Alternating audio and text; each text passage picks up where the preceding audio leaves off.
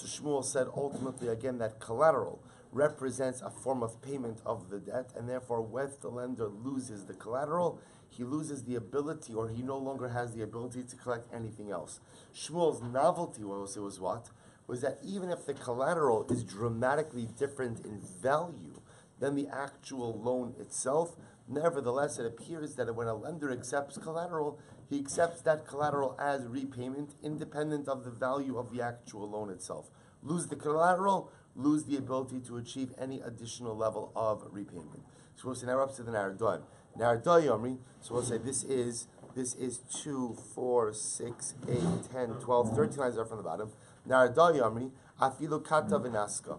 So remember again, we saw the distinction yesterday of Rav Nachman, who says if you receive ultimately again the axe handle and the piece of silver, then our Doim say even if you received the axe handle and the piece of silver, Avad Naska, Avad Palga, we'll say 2 collaterals means half of the loan is attached, half of the loan, 50% of the loan is attached to each of the items. Therefore again, Avad Naska, Avad Palga, if you lose the silver, you lose half of the loan. Avad Kata, Avad Kule. If you lose the axe handle, you lose the other half of the loan. So it's not. So we learned Selihil Visichala V'Shekel Hayashavet. So remember again, we learned in the Mishnah. I say to Ruvain, I lent you $1,000, but the collateral itself was only worth 100. Va'ala Omer Lo Kilaselahil Visani Ela V'Shlosha Dinarim Hayashavet. And Ruvain says, no, not true. It's true, you lent me $1,000, but the collateral was worth $500. So we'll say, what's the halacha? Chayiv. So Ruvain, the borrower, is chayiv because we'll say that'll be called the Shevuos mode. We mix us. I lemalei hakabli say. But one second, why don't you say? Why doesn't the lender say to the borrower? Why doesn't the borrower say to the lender, when you accepted the collateral, you accepted that collateral as repayment of the debt? Right? In other words, when you were makabel the collateral, you accepted that for payment. And therefore, again, whether it's worth 100, 500, 300, or 1,000, it makes no difference. This is what you accepted ultimately, again, as payment of the debt. To which the Gemara says, Masnisin b'deparish, Shmuel b'delo parish. Because it will say, ultimately, again, the Mishnah is talking about a case of where one was explicit. If you look at Rashi, Rabbi, it's the second to last line in Rashi on the page. B'deparish, Eini makablo alai ela ba'achrayus tama b'shabyam.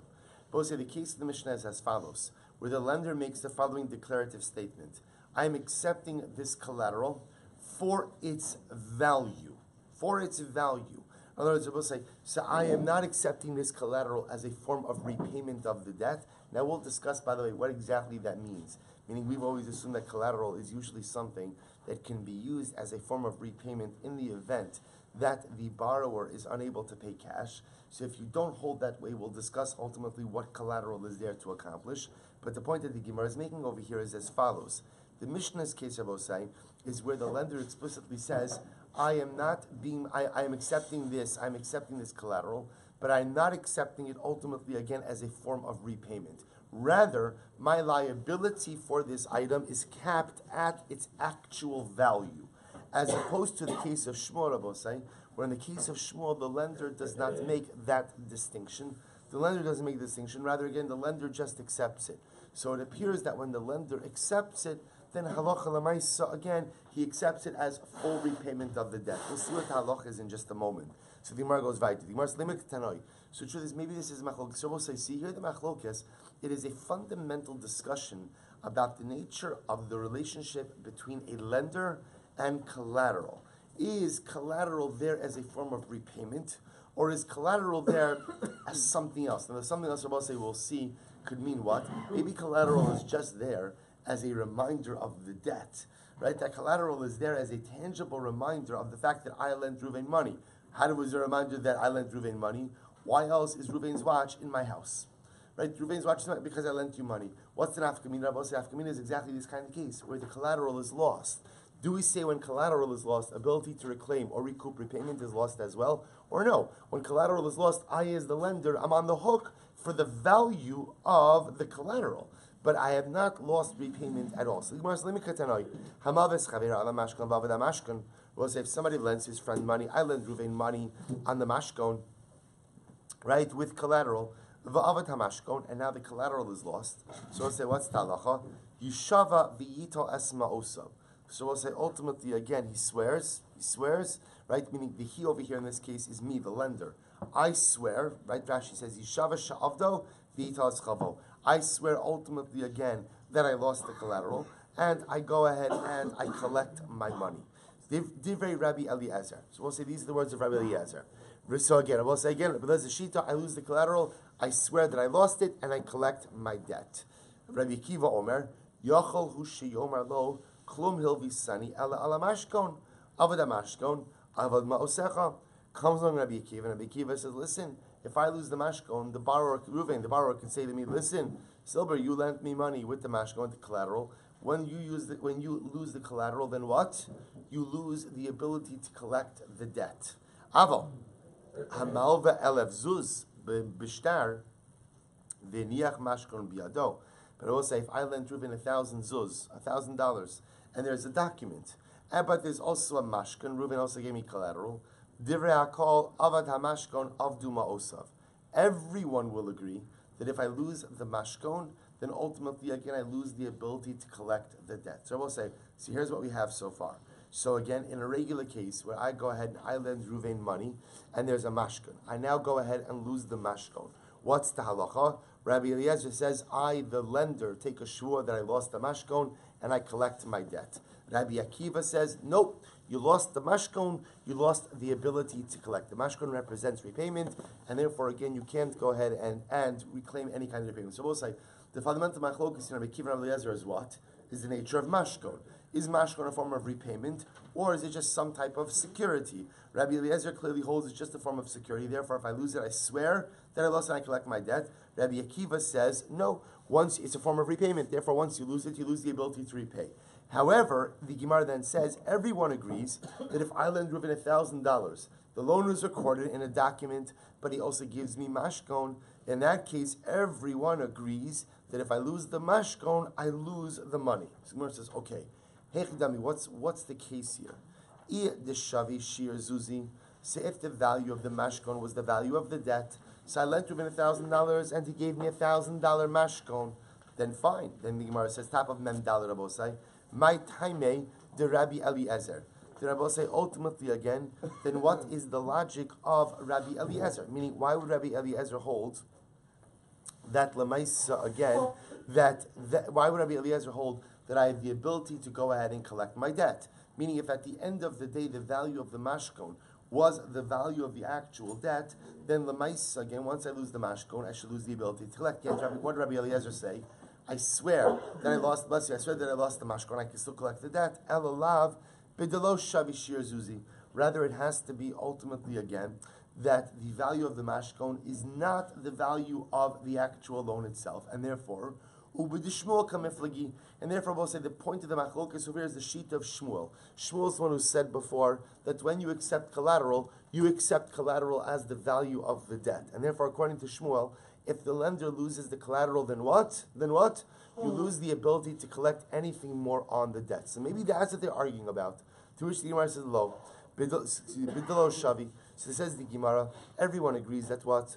When the value of the collateral does not mirror the actual value of the debt, kuli alma less Shmuel. We'll say, so this is what it says the Gemara. When the value of the collateral does not mirror the value of the debt, no one holds like Shmuel. No one holds that if you lose the collateral, you're going to lose the ability to collect. So what's the case here? V'hacha b'deshavi shir zuzi. So we'll say over here, we're dealing with a case of where lamaisa, again, the collateral is the same value as the actual loan itself. U'b'drabi yitzchak kamiflagi. And I will say, in fact, the machlokas Rabbi Eliezer and Rabbi Akiva is rooted in the statement of Rabbi Yitzchak. What does Rabbi Yitzchak say? Rabbi Yitzchak, Minay lebalchov shekana mashkon. So listen to this. Rabbi Yitzchak says, from where do we know that a balchov, that a lender, goes ahead and acquires the actual mashkon? The Rabbi say again that the mashkon becomes his. Shene'emar. Rabbi say now, as we're going to see, there is going to be a fundamental machlokas as to the nature of the relationship between a balchov, a creditor, a lender, and the mashkon and the actual collateral. Does the collateral belong to him? Does he acquire the mashkon? Or is he more like a shomer, like a custodian for the mashkon? So Rabbi Yitzchak says, from where do we know that the balchov, the actual lender, goes ahead and acquires the mashkon, that it is his. Shenemar, because the pasuk says, "Ulachat yet tzedakah." Because also listen to this. The pasuk over here is talking about the following.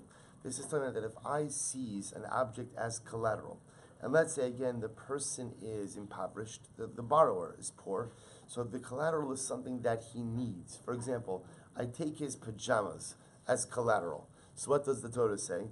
Hashev tashiv lo es ha'avot kivo hashemesh v'shacha b'samoso b'rechacha u'lechat yetzdaka. So the Torah tells me that if I collateralize his pajamas, I should give him back his pajamas at night, and I should go ahead and I could take them back the next morning. Or I go ahead and I take his hammer, and he's a carpenter, so I could keep his hammer at night, but in the morning I should give him back his hammer. And the Torah says, "Ulechat yetzdaka." It's actually machlokes and mafarshim as to how to understand this phrase, but the Gemara is saying over here, "Ulechat yetzdaka" means, and lender, this will consider to be a tzedakah. This is an act of righteousness, of kindness that you are perpetrating. So says the Gemara, "Im eino kona mashkon tzedakah minayin lo." So we'll say, so it's only a tzedakah for what? So essentially the Torah is telling me is, if I, the lender, go ahead and return the mashkon to the borrower whenever he needs it, that's a tzedakah that I'm performing. Now it's only a tzedakah, I will say, if what? It's only a tzedakah if I own it. If it's mine, if it's legally mine, and yet I still go out of my way to go ahead and give it back to him, then that is a tzedakah. However, in eino kona mashkon, but if I don't acquire the mashkon, then tzedakah minayin. Then I will say, what tzedakah is there?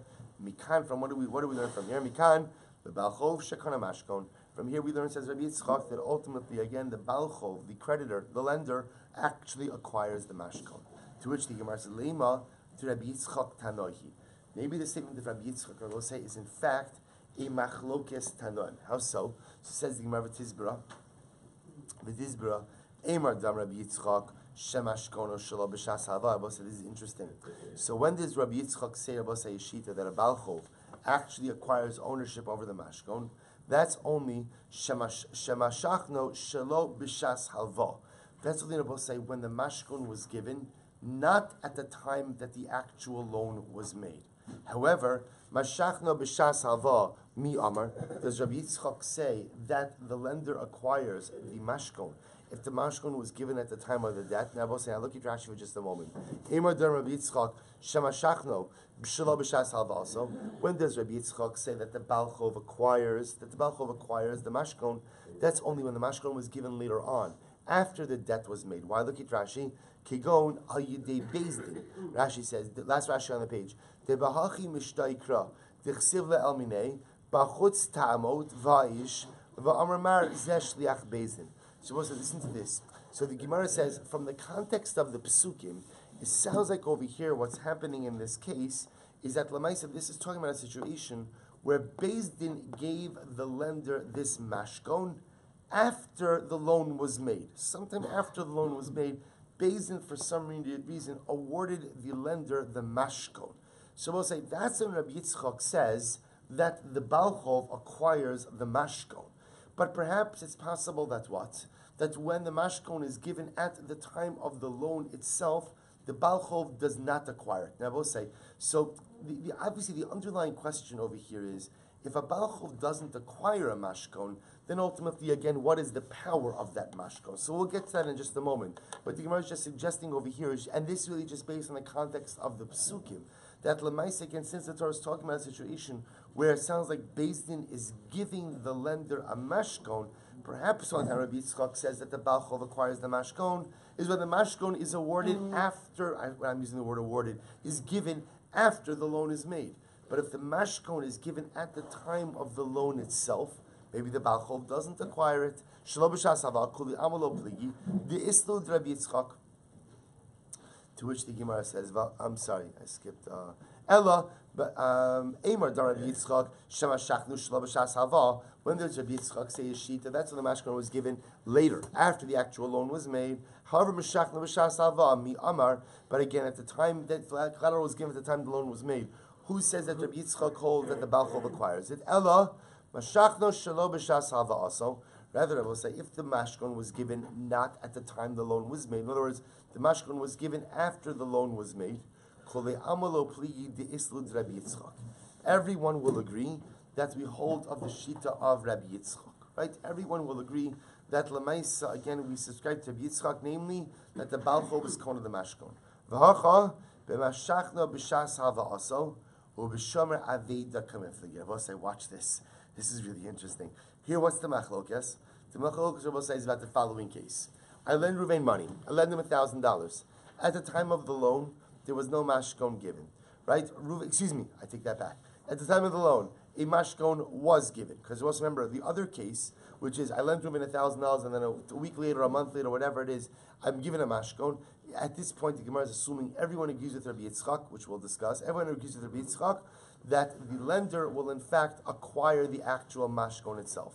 Now we're dealing with another case, which is where I lent Ruvain money. A mashkon was not given at the time of the loan, but a mashkon, I'm sorry, I keep saying that. A mashkon was given at the time of the loan, and therefore, what's the machlokis over here? Last time I'm dalam and aleph, ubishomer aveda kameflagi.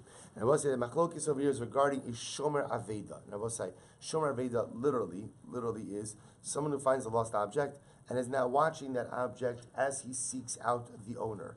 The itmar, I will say, watch this. Shomer Aveda, what's the status of a Shomer Aveda? Well, remember again, if I'm going and I'm watching an object that I found, a lost object that I found, what kind of Shomer am I? We'll say, watch this. Rabba Amar Kishomer Chinam. So we'll say, that's easy. Right? Rabba says, I'm an unpaid custodian. Right? Which I will say, by the way, means I have relatively low liability. The only liability I have is what? Is pshia. Right? If I'm mamish, if I'm negligent. Right? If I'm negligent. Recklessly negligent. However, I will say, Amud Beis, watch this. Rav Yosef Amar Kishomer Sachar. Rav Yosef says, I am like a paid custodian. I will say, how could it possibly be reckoned as a paid custodian for an object that I found and I don't even know the owner? Look at Rashi for just a moment. Kishomer Sachar, get ready, Schar Mitzvah. Schar Mitzvah, I told you this is a good one. Schar Mitzvah, Umalva ala mashkon nami mitzvah abed. They both say, watch this. So says the Gemara, when I watch a lost object, so we'll say, I am getting paid. What's the payment? The payment is in the form is that I'm getting a mitzvah. So we'll say, what Rav Yosef is saying over here is a looser interpretation of a shomer sachar. Right? A shomer sachar is anyone who gets benefit from his agency, from his shmira. So normally we interpret that as financial gain. I'm getting paid to do it. Now Rav Yosef comes along and says, even if I get a mitzvah, ultimately, again, for fulfilling this agency, I am going to be, that's called the Shomer Sachar. So I go ahead and I get a mitzvah for watching over the Aveda. Therefore, again, and now Rashi adds in over here, Umalva ala mashkon nami mitzvah avid. And therefore, again, Rav Yosef says that when one lends on collateral, he is also performing a mitzvah of lending money, and therefore, again, he is considered to be like a Shomer Sachar on the mashkon itself. Lema, to Rav Yosef Tanahi. So we'll say maybe the statement of Rav Yosef is a machlokes Tanaim, to which the Gemara says, Lo, b'shomer aveda d'choli alma esud Rav Yosef. It's not true. We'll say when it comes to a lost object, everyone agrees with the position of Rav Yosef. So we'll say if I find a lost object and I am now watching that object, everyone will agree that I am a shomer sachar. Why am I a shomer sachar? Because I'm getting a mitzvah ultimately of guarding the lost object. So we'll say v'hacha. Wow. We'll say so many dramatic machlokesim today. What's going on over here? Says the Gemara, the machlokes over here is regarding a case where the lender needs the mashkon. The lender needs mashkon. We'll say, look at Rashi for just a moment. Tzarech mashkon, it's the last of the wide lines on top, 4 lines in from the top of the page. Tzarech mashkon, lishtamish bo. We'll say ultimately, again, what's the case over here? The case is I go ahead and I lend Reuben $1,000. He gives me his garden shears, and what happens? I happen to need to do some landscaping, so I need shears. So what happens? So we'll say, so what's the arrangement? We look at Rashi. So we'll say the way this works, by the way, is, and this has to be stipulated, is I go ahead and I say, Reuven, listen, here's the deal. So I'm lending you $1,000. You give me the shears as collateral. I'm going to use the shears. And obviously, every single time I use the shears, we're going to attribute that act is worth something. I'm going to subtract the value of that service, ultimately, again, from your debt. So we'll say, remember again, every time you use shears, so you go ahead and maybe shears aren't the best example. Maybe snow blower is a little bit better, something machinery. The idea being that every single time you use it, there's an element of depreciation, right? Plus, there's an actual benefit that comes from it. So, we're going to how we calculate the amount is irrelevant for our conversation today. The point is, they have this particular arrangement. I'm gonna use the shears, and I'll go ahead and subtract the value of that service from the total debt. So we'll say, so watch this. Mar savra mitzvah ka'avid, umar savra lav mitzvah kama. So we'll say back to the Rashi. Rashi says over here, v'havi kishomer chinam. I'm sorry. So Rashi says, look I'm sorry. Read the beginning of the Rashi. Tzarech lamashkon lishtamish bo umenaki min achov dmei schiros hamashkon. Rabbi Eliezer savar kevan detzarech lamashkon in kan mitzvah ulahana aso niskavein v'havi kishomer chinam. So we'll say, Rabbi Eliezer will say, in this case, I will say, I'm not a shomer sacher, right? I'm a shomer chinam. Why? Because I'm not getting a mitzvah. I will say, why am I not getting a mitzvah? Because I'm benefiting from this arrangement. This arrangement is done ultimately to benefit me as well. Therefore, you can't call me a shomer sacher based on the fact that I'm getting a mitzvah. Lahana aso niskavin. This is for my benefit, and therefore I'm a shomer chinam. Rabbi Kiva savar. Kevan depoches alav aholech mitzvahi v'lohavi alav ela kishomer sacher. What Rabbi Kiva says, that even if I'm deriving benefit ultimately again from the collateral, at the end of the day, because I'm paying for that service, I am still called a shomer sachar, for I still derive benefit from the fact that I fulfilled the mitzvah of lending money. Good. So we'll say lema katanoi. So say ultimately again that this is still subject to machlokes. Now bless you. Hamal v'eschavera ala mashkon v'nichnesa shmita. We'll say get ready for this again. It's just one amazing case after the next. So we'll say, so I lend Ruvain money, right? I lend him $1,000, but he gives me collateral. He gives me his watch, and then I will say, what happens? Shmita comes. Remember again, under normal circumstances, what does Shmita do? Shmita cancels all debts. Even though again the collateral is not worth the full value of the loan, but rather it's worth only a part of the loan. We'll say, watch this. Rabbi Shimon Gamliel says, even though the collateral is worth only a fraction of the loan, nevertheless, that is enough to go ahead and prevent Shemitah from canceling the debt. I will say, Rashi says over here something very interesting, just to understand the mechanics of this. So Hamal Rashi says, Ein Shemitah Misham Taso. If you lend money on collateral, we'll say Shemitah does not cancel the debt. Now, why is that? De'ein kan mishum lo yigos shahari eno nok sho. We'll say, listen to this. The pasuk by Shemitah says, lo yigos esra'ehu. You can't press your fellow for repayment, right? You can't press your fellow for repayment. We'll say, here's the chap.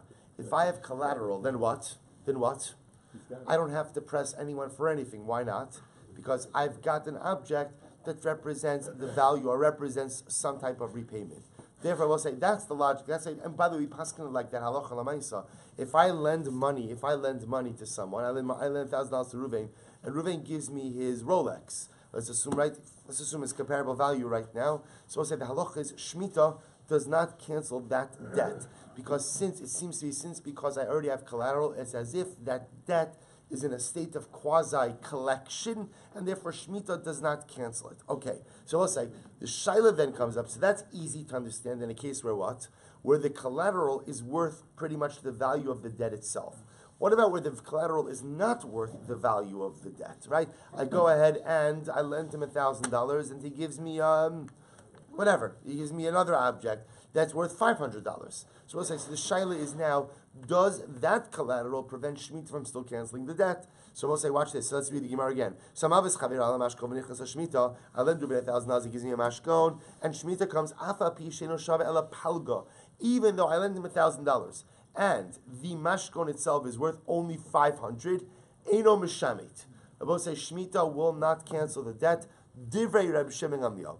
Ultimately, I will say, this is ultimately again a statement of Rabbi Shimon Gamliel. Rabbi Yehuda Nasi Omer, Rabbi Yehuda Nasi says, "Im haya mashkono kineged chava in mishamit, ve'im lav mishamit." Rabbi Yehuda Nasi says, no.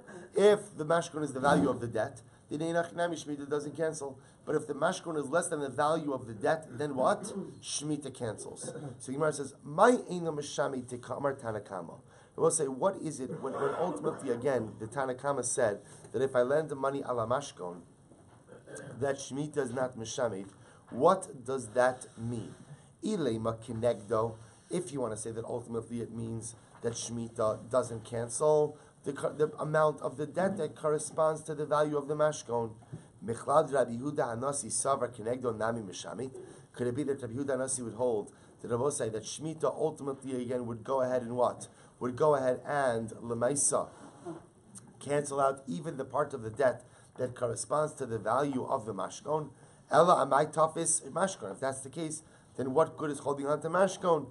Ella lav kineget kulo. Rather, you have to say that what? That it must be that lemaisa, the presence of the mashkon, prevents Shemitah from canceling the debt in its entirety. Even what Rabbi say, even the amount of the even the amount of the debt that not supersedes, even the amount of the debt that exceeds the value of the mashkon. Thank you. And ultimately, again, their fundamental machlokes all comes back to what? To Shmuel. All roads lead back to Shmuel. What does that mean? Because remember, Shmuel is the one who said that what? Shmuel, you could use that one. Right? All roads lead back to Shmuel. So also the idea over here is that what? The question over here in this situation is, what is the nature of the relationship between a mashkon where the value of the mashkon does not match the value of the debt? At the end of the day, do we say that lemaisa again, that the mashkon represents the debt in its entirety, even though the mashkon's actual value is less than the debt in its entirety, or not? Maybe that's at the root of this machlokes. And I will say again, one of the manifestations of Shmuel's statement is what collateral does vis-a-vis Shemitah. So it says the Gemara, amazing. Tanakama Sabra Kenegdo. The Tanakama holds that about say a mashkon only works in the amount of the mashkon which corresponds to the amount of the debt. Rabbi Yehuda Nasi Sabra Kenegdo Nami Mishamet. And Rabbi Yehuda Nasi therefore will say that what? That no, I will say when Shemitah comes, so Shemitah will wipe out everything, even the amount ultimately of the mashkon which corresponds to the amount of the debt. So you see yourself for 1 second. If Shemitah has the ability ultimately again to wipe out the amount of the debt which corresponds to the mashkon, then what good does the mashkon do? To which the Gemara says, mashkon lezichron dvarim ba'alma. We'll say ultimately again what the mashkon does is it's a reminder of the debt.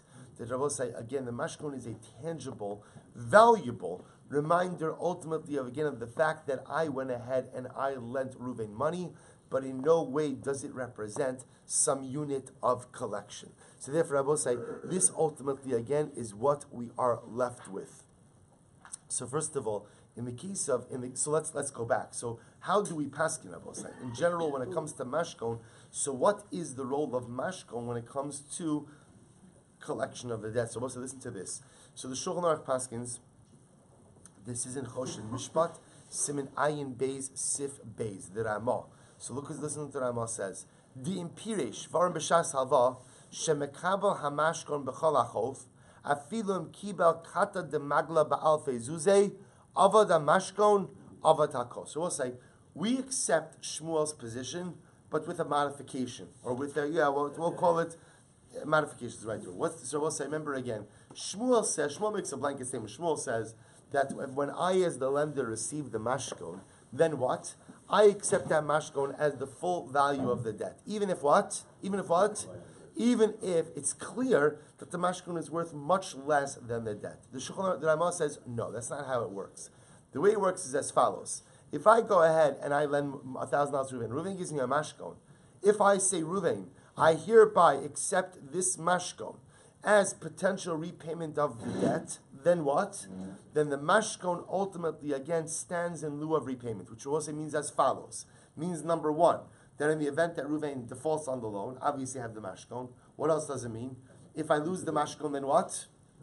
I've lost the ability to collect.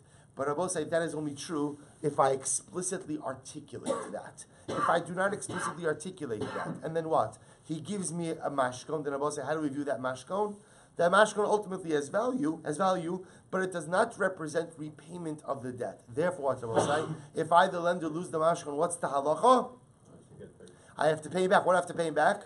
the value of the mashkon itself, or I could deduct the value of that mashkon from the amount that Reuven owes me. So we'll say, so bottom line is, we accept the fact that a mashkon that is valued at less than the actual debt itself can serve as repayment of the debt, but only in a situation where that was explicitly articulated ultimately by the lender. But in the event that it was not explicitly articulated by the lender, then the most that the lender is on the hook for, I will say, is what? Is the actual value of the mashkon. I will say that's number one. Number two, how do we paskin by shmita? So I will say we paskin by shmita that if you have a collateralized loan, even if the collateral is worth only a fraction of the debt, the presence of collateral ultimately again allows, or I should say prevents Shemitah from going ahead and negating, or prevents Shemitah from wiping out the debt. We'll say the idea behind that is because once I have collateral represents that the debt is in a state of quasi-collection. Once it's in a state of quasi-collection, even though again the mashkon itself is much less valuable than the actual debt itself, once it's in a state of quasi-collection, Shemitah is not mishamit, Shemitah will not wipe it out. Hadron Allah, Shevuos Hazem. I will say Mazel Tov. I will say new parent. I will say now this is a dramatically riveting sugya of Shevuos D'Rabbanan. Then I will say we're gonna blow the top off of Shevuos right now. Mamish, right now we've been dealing with Shevuos one by one. Now we're about to deal with all of them together. I will say, and now specifically, but we're going to be dealing with a grouping of Shevuos, namely Shevuos D'Rabbanan, rabbinic Shevuos. So says the Mishnah. Listen to this. When it comes to biblical Shevuos, right? Nishba'in v'lo mishtamin. I will say. So if you notice again, the pattern over here by Shvud Derosai is the point over here is to do what? Is to exempt yourself from liability. So biblical Shvuah says, I'm chayiv something, I'm going to take a Shvuah to free myself from responsibility. So essentially, on a biblical level, I swear in order not to pay. So we'll say, so again, so we were just talking about Modu and Mixas. I say, Reuven, I lent you $1,000. Reuven says, he only lent me $500. What does he do? Right? He takes a Shvuah in order to what? Not pay. Right? Reuven, I deposited the object with Reuven. I say, Reuven, give me back my object. Reuven says, I gave it back to you. We'll say, what's the halacha? He takes a Shvuah. Why? In order not to pay. Biblical Shvuahs are there to exempt people from liability. Watch this. However, ve'ilu nishban v'noten. Oh, Ben Abba said this is very exciting.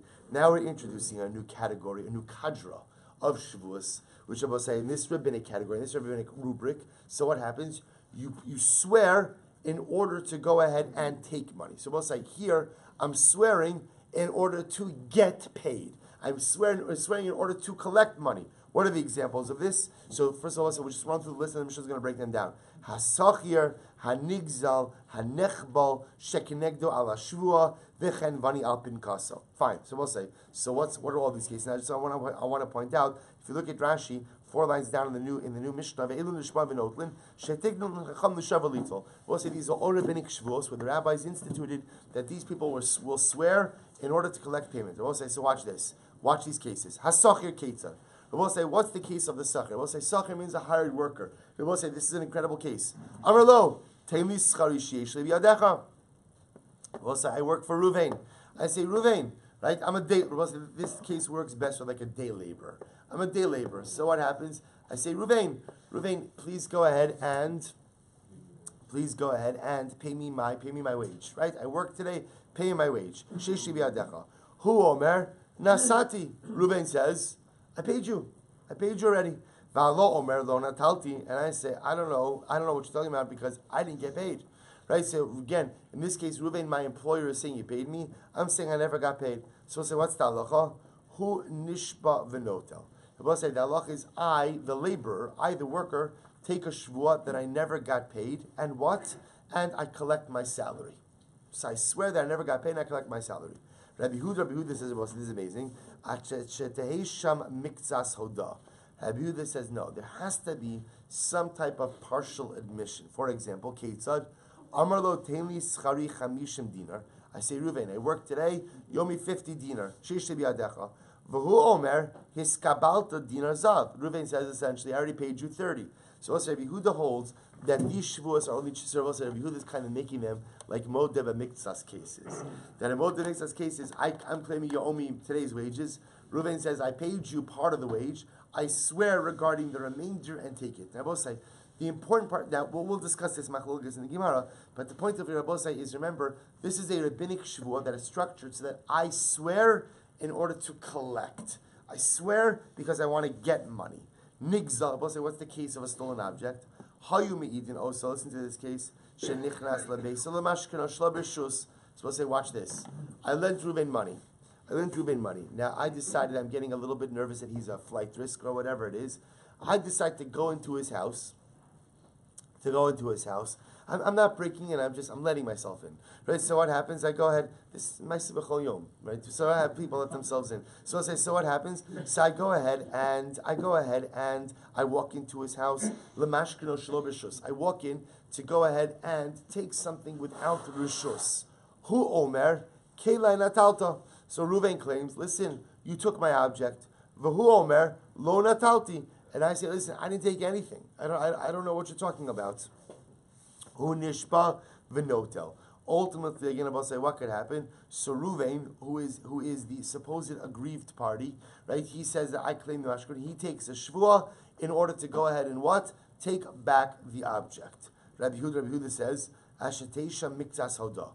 Rabbi Yehuda says there has to be a partial admission. For examlo, Ketzad, Amar lo shnei kelim natalta. So I go into Reuven's home. I take two objects. I take stuff as collateral. Reuven claims that what Silber, you took two kelim. I say Vumer lo natalti ela echad, and I claim that. Rabbi say no, I only took one object. Okay, so fine, Rabbi say so. Modeh Miktsas. So again, you're going to see Rabbi Yehuda is going to argue on each of these cases. Rabbi Yehuda requires that there be some type of hodah b'miktsas. But say, watch this. Get ready for this case. Nechbal ketzad. This is amazing. What's the case of damages or injury?